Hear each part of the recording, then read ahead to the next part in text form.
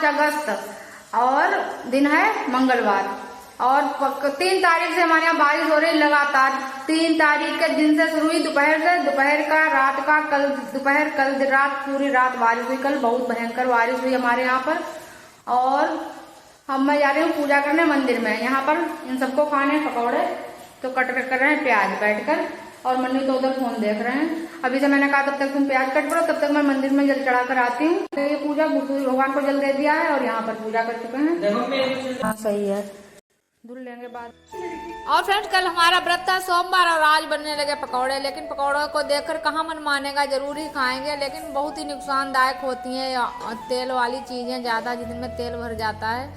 लेकिन हाँ थोड़े तब भी खाऊंगी, इन सबको पेट भर भर के खिलाऊंगी, लेकिन मैं थोड़े से ही खाऊंगी। और फ्रेंड्स लगता ऐसा है कि देखो हम लोग हैं जो बारिश को एंजॉय करते हैं, पकौड़े खाते हैं, अच्छे अच्छे पकवान बना के खाते हैं, क्योंकि हम लोगों को बारिश की ज़रूरत होती है। उतनी सी बारिश हो जाती है और इतना ज़्यादा नुकसान भी नहीं होगा। ज़्यादा भी बारिश हो जाएगी तो इतना नुकसान नहीं होगा। हमारे यहाँ तो नदी वगैरह है नहीं, तो ज़्यादा बाढ़ आती नहीं, लेकिन उन लोगों के लिए बहुत दिक्कत लगती है, हमें समस्या लगती है कि जिन लोगों के यहाँ बाढ़ आ जाती है। और कल मैंने न्यूज में देख लिया था कि मध्य प्रदेश में बाढ़ आई है, तो वहाँ जब सैलाब चला गया तो एक शव पड़ा मिला है, जो बाप बेटे का शव था। तो एक में लिपट गए होंगे दोनों लोगों ने, एक दूसरे को इतने कस के पकड़ रखा था कि वो लोग प्राण निकल गए, लेकिन एक दूसरे को छोड़ ना सके। और बाढ़ जब चली गई, सैलाब चला गया, उसके बाद में खेत में पड़ी लाश मिली, तो उनको फोटो भी दिया जा रहा था, दिखाया जा रहा था। तो मुझे तो देखकर इतना खराब सा लग रहा था। हमने कहा देखो इन लोगों के जब प्राण निकल रहे होंगे तो पता नहीं क्या क्या लग रहा होगा, कैसा लग रहा होगा।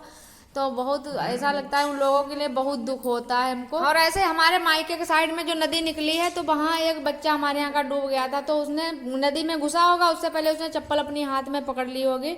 तो बच्चा जब डूब गया, उसकी जब लाश निकाली गई तब वो चप्पल हाथ में ही पकड़े था।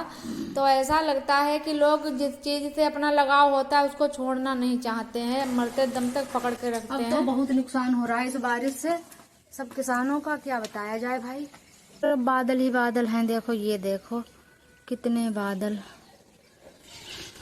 कहीं कहीं पर रोशनी आ रही है, कहीं कहीं पर बादल हैं चारों तरफ। और अब जो है ऐसा लग रहा है कि मौसम थोड़ा साफ हो रहा है, बादल इधर उधर हट रहे हैं। तो मैंने कहा चलो इस चटाई को फैला देते हैं, सूख जाए। कई दिनों की यहाँ पर पड़ी है, भीग रही है, तो बिल्कुल सड़ी ही जाएगी पुरानी वाली चटाई।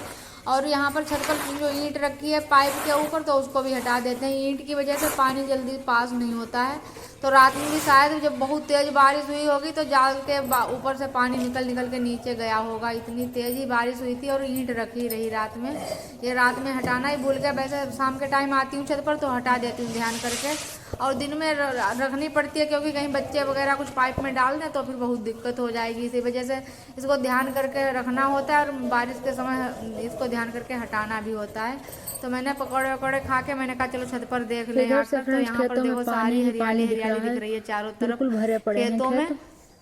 यहाँ से दूर से कैमरा नहीं कैप्चर कर पा रहा होगा, लेकिन मुझे दिख रहा है। और फ्रेंड्स बिल्कुल अभी फोन आया अम्मा के मायके से कि अम्मा के जो भाई बीमार रहते हैं वो लोग बड़े वाले, अम्मा से तो छोटे ही हैं, लेकिन भाइयों में अम्मा के भाइयों में बड़े हैं। तो वो भाई बीमार रहते हैं, तो उनकी कल फिर तबीयत बहुत खराब हो गई। तो आज आईसीयू में बताते हैं भर्ती कर दिया गया। अभी अम्मा जाएंगी तैयार होकर। अभी मन्नू के पास थोड़ा मौसम साफ हुआ तो खेत पर गए हुए हैं, अभी आएंगे तब अम्मा को लेकर जाएंगे। इनमें इतनी बीमारियां हैं कि इसी वजह से कभी सब बीमारी बढ़ जाती है उनकी, तो फिर प्रॉब्लम हो जाती है समझो। तो अभी बता रहे थे, मामा का फोन आया था छोटे वाले मामा का, तो कह रहे थे आईसीयू में भर्ती कर दिए गए हैं। और 10-11 बजे के बाद मौसम बिल्कुल साफ हो गया और धूप भी निकल आई है। तो बस हमने कहा अम्मा अब आप चली ही जाओ, बादलों का क्या पता नहीं कितने टाइम आ जाएंगे और बरसने लगेंगे। तो अम्मा और मन्नू पापा दोनों लोग जा रहे हैं। अभी शाहजहानपुर में ही वो लोग भर्ती किए हैं मामा को, तो वहीं मिल जाएंगे। और 2 दिन से अम्मा पर पूरी जिम्मेदारी थी उस वाले घर की, क्योंकि दीदी है नहीं। दीदी गई है अपने भाई की पोती का नामकरण संस्कार करवाने, और वैसे कहकर गई थी कि हम शनिवार के दिन राखी बांध कर भाइयों के और जल्दी से सुबह 7 बजे ही आ जाएंगे। लेकिन अब अम्मा चली जाएंगी वहां, तो उस वाले घर को हर समय रखवाली करना होता है। तो दीदी को फिर देखो आना ही पड़ेगा। अगर मामा की तबीयत फायदा नहीं मिला तो फिर अम्मा को रुकना वहां पड़ेगा।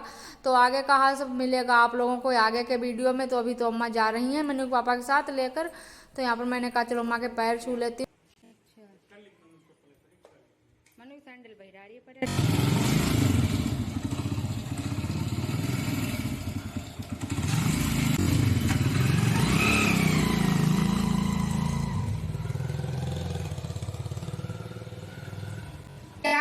से बारिश बंद हो गई, समझो मौसम साफ हो गया है।